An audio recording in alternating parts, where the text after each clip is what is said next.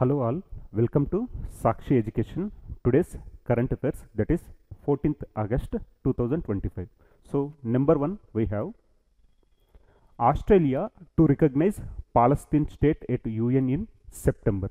సెప్టెంబర్లో ఐక్యరాజ్య సమితిలో పాలస్తీనా దేశాన్ని గుర్తిస్తున్న ఆస్ట్రేలియా. సో లాస్ట్ 1 month నుంచి మనం ఏంటంటే డిస్కస్ చేస్తున్న టాపిక్స్లో పాలస్తీన్ అండ్ ఇజ్రాయెల్ అనే టాపిక్ ఖచ్చితంగా న్యూస్లో కనపడుతుంది. సో ఇక్కడ ఏంటంటే conflict between Palestine and Israel with respect to the Gaza. So ఈ గాజా స్ట్రిప్కి అనుగుణంగా పాలస్తీన్ అండ్ ఇజ్రాయెల్ మధ్యలో ఉన్న వివాదం చాలా దశాబ్దాలుగా కొనసాగుతూ ఉంది. అందులో భాగంగా ఇక్కడ మనకు హమాస్ వర్సెస్ ఇజ్రాయెల్ కూడా మనం న్యూస్లో తరచుగా చూస్తూ ఉంటాం, హమాస్ వర్సెస్ ఇజ్రాయెల్. సో ఇప్పుడు వచ్చేసి ఏంటి అంటే ఇజ్రాయెల్ వాదన ఏంటి అంటే ఈ గాజా స్ట్రిప్ పాలస్తీన్ వచ్చేసి వాళ్ళకి సంబంధించినవి అని చెప్పేసి వీళ్ళ వాదన. సో ఇప్పుడు ఎవరైనా పాలస్తీన్కి సపోర్ట్ చేస్తే ఇజ్రాయెల్ ఆటోమేటికల్గా వాళ్ళని ఏంటి అంటే శత్రువులుగా పరిగణిస్తుంది. వాళ్ళు చేసిన స్టేట్మెంట్స్ని ఏంటి అంటే కండెమ్ చేస్తుంది. సో ఖండించడం జరుగుతుంది. సో లాస్ట్ క్లాసెస్లో మనం డిస్కస్ చేసింది ఏంటి అంటే before Australia we have UK, United Kingdoms, France and Canada.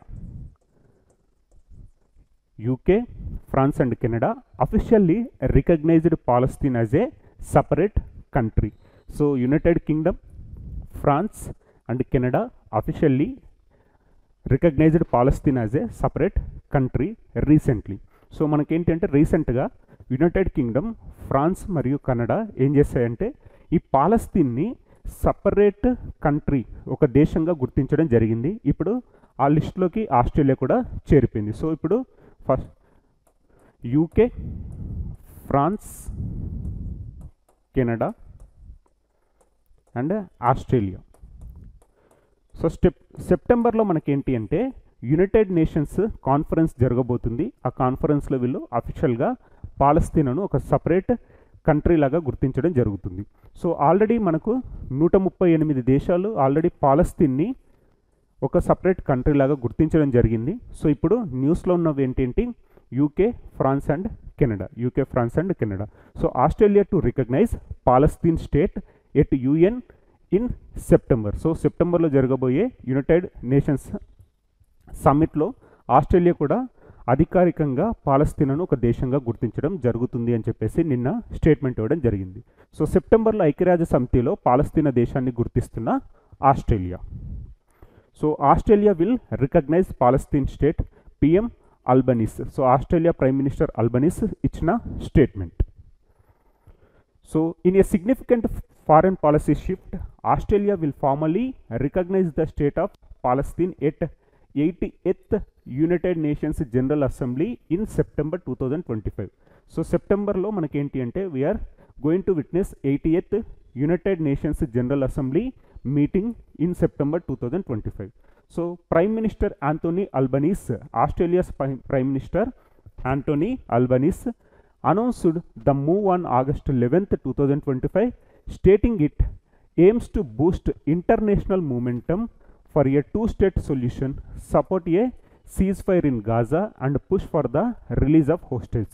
So historical and diplomatic background enti ante the Israel-Palestine conflict has persisted for over 7 decades, rooted in disputes over territory, sovereignty and security.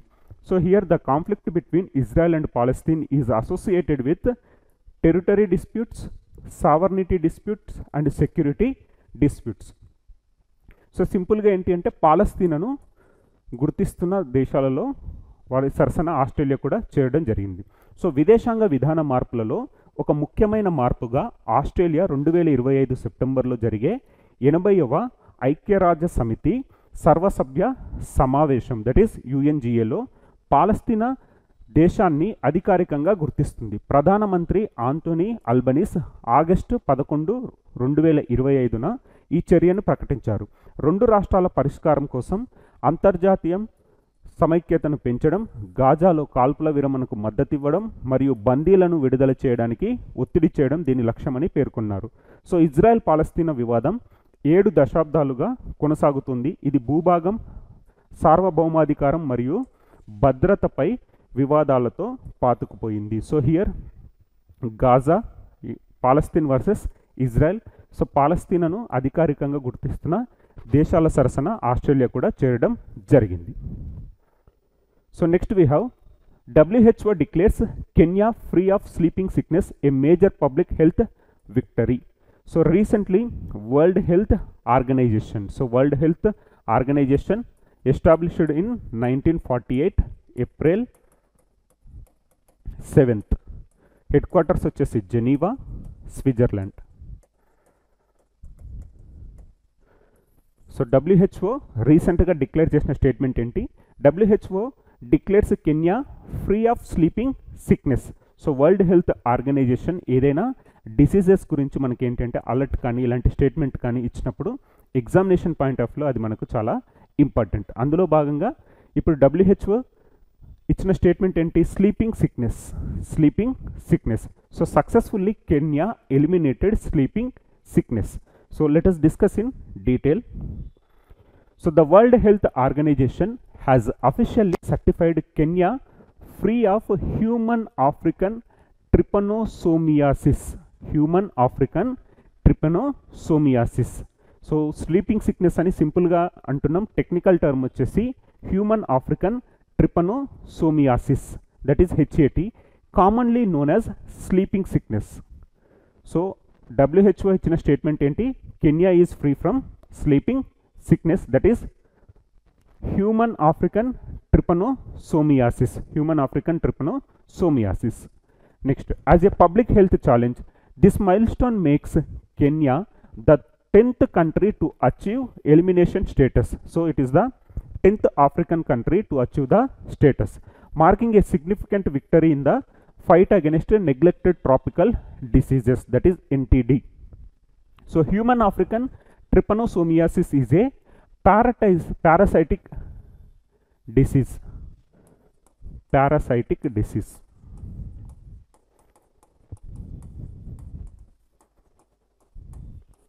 So ఏదన్నా disease న్యూస్లో ఉన్నప్పుడు అది వైరలా, బ్యాక్టీరియలా, protozoa, fungal అనేది మనకు చాలా important. ఇది వచ్చేసి ఏంటంటే parasitic disease caused by protozoa.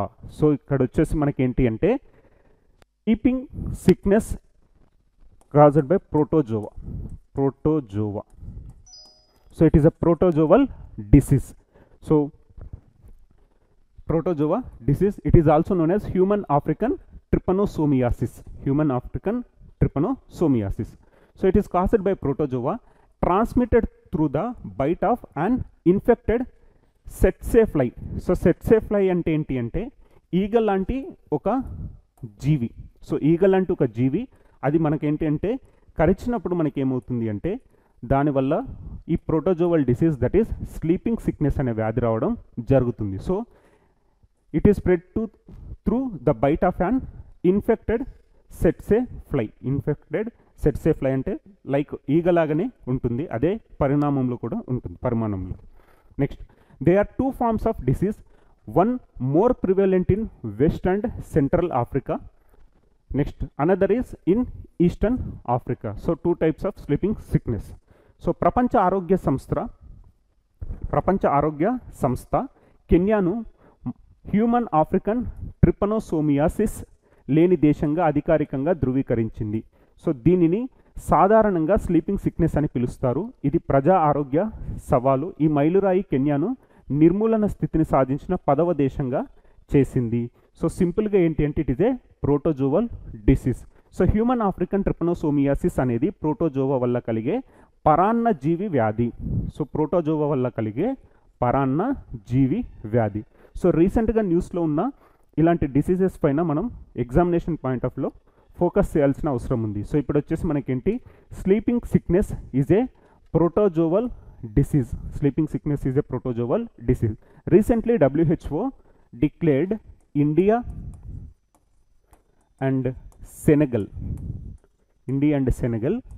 as trachoma free country.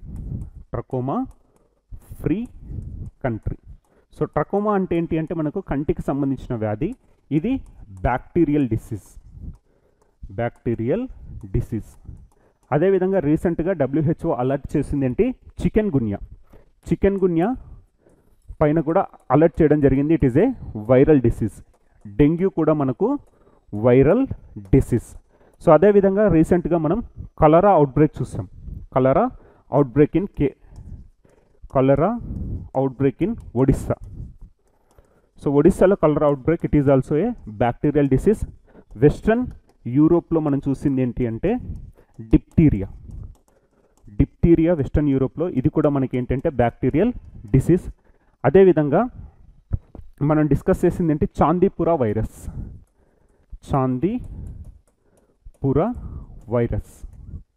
So రీసెంట్గా WHO ఇచ్చిన అలర్ట్ ఏంటి, polio outbreak in Papua new Guinea.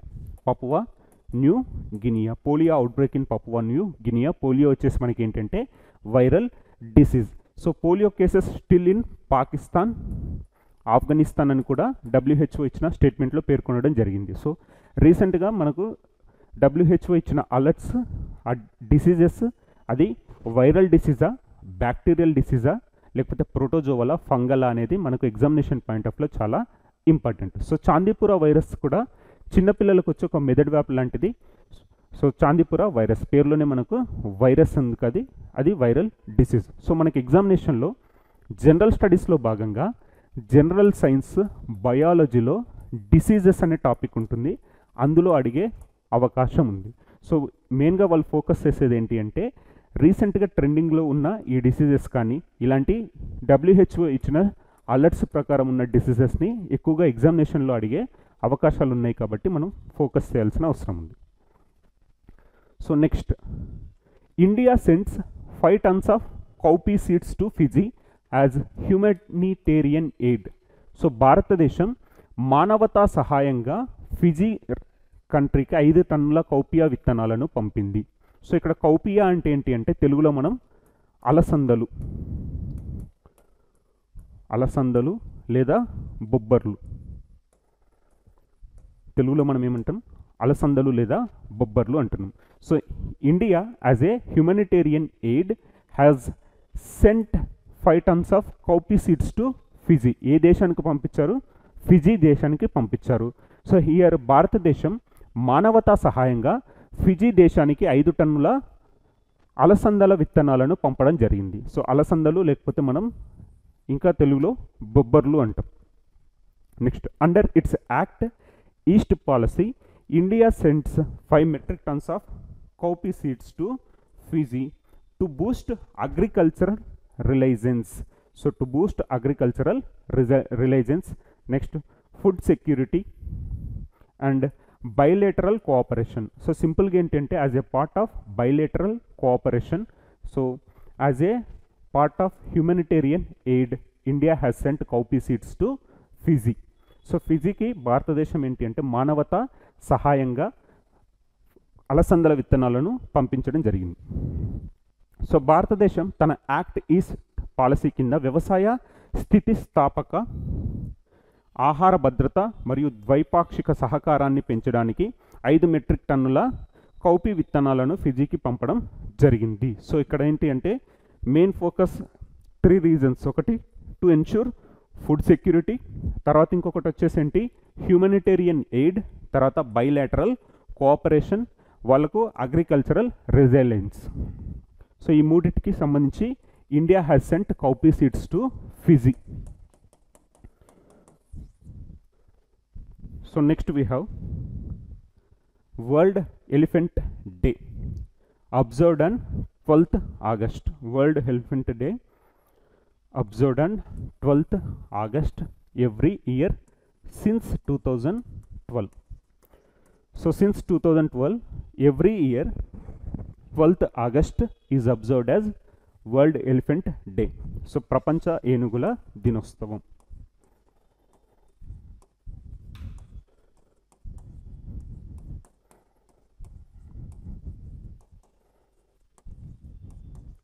ప్రపంచ ఏనుగుల దినోత్సవం. సో ఆగస్టు 12, 2012 నుంచి మనం ఏంటి అంటే ప్రతి సంవత్సరం ప్రపంచ ఏనుగుల దినోత్సవం 12 ఆగస్టు రోజు జరుపుకోవడం చూస్తున్నాం. సో ఇక్కడ వచ్చేసి మనకి ఏంటి అంటే World Elephant Day. So let us discuss in detail.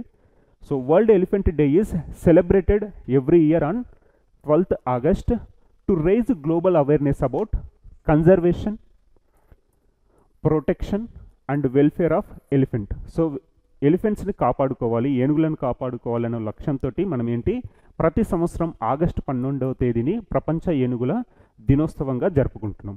So the day also focus on preserving their natural habitats and combating threats such as poaching and habitat destruction. So వాళ్ళ ఏనుగుల ఆవాసాలను పరిరక్షించడం, ఎట్ ద సేమ్ టైం ఏనుగులను వేటగాళ్ళ బారి నుంచి కూడా కాపాడాలి. వేటగాళ్ళ బారి నుంచి కాపాడడం కూడా లక్ష్యం. So the theme for 2025 is bringing the world together to help elephants. So theme ఎప్పుడు ఇంగ్లీష్లోనే గుర్తుపెట్టుకోండి. 2025 వరల్డ్ ఎలిఫెంట్ డే థీమ్ వచ్చేసి ఏంటి అంటే bringing the world together to help the elephants. So bringing the world together to help elephants. So ప్రపంచమందం ఏకతాటిపైకి రావాలి ఏనుగుల సంరక్షణ కోసం. కానీ మనం ఏంటంటే వీటిని తర్జుమా చేయకూడదు, ట్రాన్స్లేట్ చేయకూడదు. సో ఇంగ్లీష్లోనే గుర్తుపెట్టుకోవాలి. That is bringing the world together to help the elephants. So reflecting the urgent need for the United international action to protect these Majestic creatures. So సింపుల్గా ఏంటంటే ప్రతి ఏటా ఆగస్టు 12వ తేదీని ఏ విధంగా గుర్తిస్తాం మనం? ప్రపంచ ఏనుగుల దినోత్సవంలాగా గుర్తిస్తున్నాం. సో ఇండియాలో మనకి ఏంటి అంటే ఏనుగులు అన్నప్పుడు గుర్తుకు రావాల్సిన ప్రాజెక్ట్ ఏంటి? Project elephant. Project elephant launched in the year 1992. So ఇండియాలో ఉన్నది ఏంటి? Wild life protection act. Wild life protection act 1972, environmental protection act, environment protection act 1986. So దీనికి అనుగుణంగా మనకి ఏంటంటే ప్రాజెక్ట్ ఎలిఫెంట్ వచ్చేసి 1992లో లాంచ్ చేయడం జరిగింది. తర్వాత వైల్డ్ లైఫ్ ప్రొటెక్షన్ యాక్ట్ వచ్చేసి 1972, ఎన్విరాన్మెంటల్ ప్రొటెక్షన్ యాక్ట్ వచ్చేసి 1986. సో దీనికి అనుగుణంగా రీసెంట్ సెన్సస్ ప్రకారం Karnataka is the top state to have more elephants, followed by Assam. మూడో స్థానంలో ఉన్నది ఏంటి అంటే కేరళ. సో రీసెంట్గా జరిగిన ఏనుగుల సెన్సస్ ప్రకారం ఎట్ ప్రజెంట్ కర్ణాటక మొదటి స్థానంలో ఉండడం జరిగింది, ద్వితీయ స్థానంలో అస్సాం, తృతీయ స్థానంలో వి హ్యావ్ కేరళ. అదే అస్సాం గవర్నమెంట్ తీసుకొచ్చిన ఇనిషియేటివ్ ఏంటి? Gajamitra initiative. So Gajamitra initiative. So ఈ గజమిత్ర ఇనిషియేటివ్ ఏంటి అంటే in order to eliminate human and elephant conflict. Human and elephant conflict. So మానవులు మరియు ఏనుగుల మధ్యలో సంఘర్షణను నిలువరించడం కోసం అస్సాం గవర్నమెంట్ తీసుకొచ్చిన పథకం ఏంటి అంటే, లేకపోతే స్కీమ్ ఏంటి అంటే మనకు గజమిత్ర స్కీమ్ని తీసుకుని రావడం జరిగింది. గజమిత్ర ప్రోగ్రామ్ని తీసుకుని రావడం జరిగింది. సో ఇయర్ ఆఫ్ ఎస్టాబ్లిష్మెంట్ వచ్చేసి 2012 నుంచి every year August 12th is observed as world elephant day. So project tiger వచ్చేసి మనకు 1973. 2023లో project tiger plus project elephant రెండింటిని మెర్జ్ చేయడం జరిగింది. So project tiger and project elephant merged in the year 2023. So 2023లో మనకు ప్రాజెక్ట్ ఎలిఫెంట్ ప్రాజెక్ట్ టైగర్ రెండు merge చేసి ఒకే ప్రోగ్రామ్ కిందికి తీసుకుని రావడం జరిగింది. సో నెక్స్ట్ వచ్చేసి India becomes third largest metro rail network in the world with 1000 kilometers. So రీసెంట్గా మనం చూస్తున్న డెవలప్మెంట్ ఏంటి? ట్రాన్స్పోర్టేషన్ ఇన్ఫ్రాస్ట్రక్చర్ ప్రకారం మనకు మెట్రో రైల్.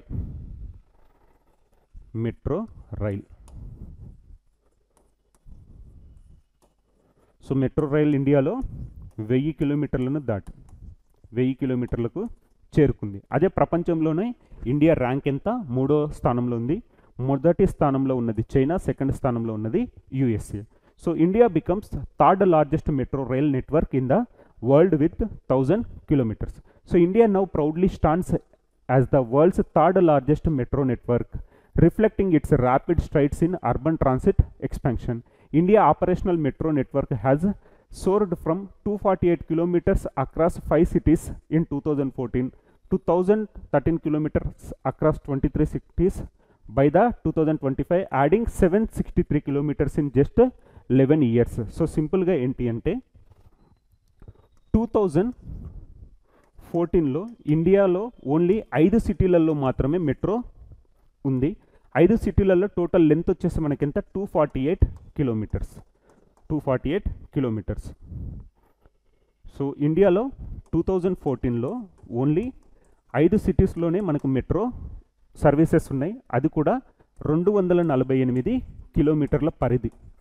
అదే మనకు 2015కి వచ్చే వరకు అరౌండ్ 2015కి వచ్చే వరకు మనకు వచ్చేసి ఎన్ని సిటీస్లో ఉంది అంటే 2025కి వచ్చే వరకు ఎన్ని సిటీస్లో ఉంది అంటే దాదాపు 23 సిటీస్లో ఉంది. 763 కిలోమీటర్స్ని ప్లస్ చేసుకొని టోటల్ 1013 కిలోమీటర్స్ ఉంది. అదే 2014లో మనకు ఓన్లీ 5 సిటీస్లోనే ఉంది. లెంత్ వచ్చేసి మనకు 248 కిలోమీటర్స్. సో గడిచిన 11 ఇయర్స్లోనే మనకు around 763 kilometres metro rail services increase అవ్వడం జరిగింది. సో ఇక్కడ వచ్చేసి ఇండియా ర్యాంక్ వచ్చేసి ఇప్పుడు నెంబర్ 1 వచ్చేసి చైనా, నెంబర్ 2 వచ్చేసి యుఎస్ఏ, నెంబర్ 3 వచ్చేసి భారత్. భారత్ ర్యాంక్ ఎంత? నెంబర్ 3. సో మొదటి స్థానంలో ఉన్నది చైనా, ద్వితీయ స్థానంలో ఉన్నది యుఎస్, తృతీయ స్థానంలో ఉన్నది భారత్. ఈ మధ్య న్యూస్లో ఉన్న ర్యాంకింగ్స్ కూడా చాలా ఇంపార్టెంట్ అండి. ర్యాంకింగ్స్ కూడా చాలా ఇంపార్టెంట్. సో ఇండియా ర్యాంకింగ్ వచ్చేసి ఆర్గన్ డొనేషన్లో ఇండియా ర్యాంక్ వచ్చేసి 3, ఫిష్ ప్రొడక్షన్లో ఇండియా ర్యాంక్ వచ్చేసి 2. ఫిష్ ప్రొడక్షన్లో ఇండియా ర్యాంక్ వచ్చేసి 2వ స్థానంలో ఉంది. అదేవిధంగా మనకు ఆర్గన్ డొనేషన్లో ఇండియా ర్యాంక్ వచ్చేసి 3వ స్థానంలో ఉండడం చూస్తున్నాం. ఇప్పుడు మెట్రో రైల్లో కూడా ఇండియా స్థానం వచ్చేసి 3. So next India's first Animal stem cell biobank inaugurated at Hyderabad. So భారతదేశంలో మొట్టమొదటి ఎనిమల్ స్టెమ్ సెల్ బయోబ్యాంక్ వచ్చేసి ఎక్కడ లాంచ్ చేయడం జరిగింది? Hyderabad.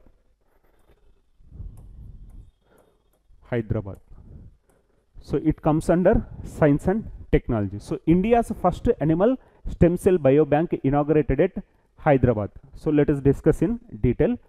So Union Minister of State for Science and Technology Jitendra Singh inaugurated India's first animal stem cell biobank. Keyword వచ్చేసి animal stem cell biobank at National Institute of Animal Biotechnology, that is NIAB, Hyderabad. So NIAB is under Department of Biotechnologies, Biotechnology Research Innovation Council, that is BRIC. So the biobank will store, so what is the purpose? It store high quality stem cells from various animal species and supply cost effective cultural media to veterinary clinics, research bodies and industry. So ఇదేంటి అంటే store చేస్తుంది, Animal stem సెల్స్ని store చేస్తుంది. So ఇండియాకు సంబంధించిన first Animal stem cell biobank వచ్చేసి హైదరాబాద్లో launch చేయడం చేస్తాం. సో కేంద్ర సైన్స్ అండ్ టెక్నాలజీ సహాయ మంత్రి జితేంద్ర సింగ్ హైదరాబాద్లోని నేషనల్ ఇన్స్టిట్యూట్ ఆఫ్ ఎనిమల్ బయోటెక్నాలజీలో భారతదేశపు మొట్టమొదటి ఎనిమల్ స్టెమ్ సెల్ బయోబ్యాంక్ను ప్రారంభించారు. ఎన్ఐఏబి డిపార్ట్మెంట్ ఆఫ్ బయోటెక్నాలజీ యొక్క బయోటెక్నాలజీ రీసెర్చ్ ఇన్నోవేషన్ కౌన్సిల్ కింద ఉంది. బయోబ్యాంక్ వివిధ జంతు జాతుల నుండి అధిక నాణ్యత స్టెమ్ సెల్లను నిల్వ చేస్తుంది మరియు వెటర్నరీ క్లినిక్లు, పరిశోధనా సంస్థలు మరియు పరిశ్రమలకు ఖర్చుతో కూడుకున్న కల్చరల్ మీడియాను సరఫరా చేస్తుంది. సో మనకేంటి అంటే ఇక్కడ storage of Animal stem cells, తర్వాత రీసెర్చ్ అండ్ డెవలప్మెంట్ కోసం కూడా ఉపయోగపడుతుంది. సో ఇండియాకు సంబంధించి ఫస్ట్ ఎనిమల్ స్టెమ్ సెల్ బయోబ్యాంక్ని ఎక్కడ లాంచ్ చేయడం జరిగిందంటే హైదరాబాద్.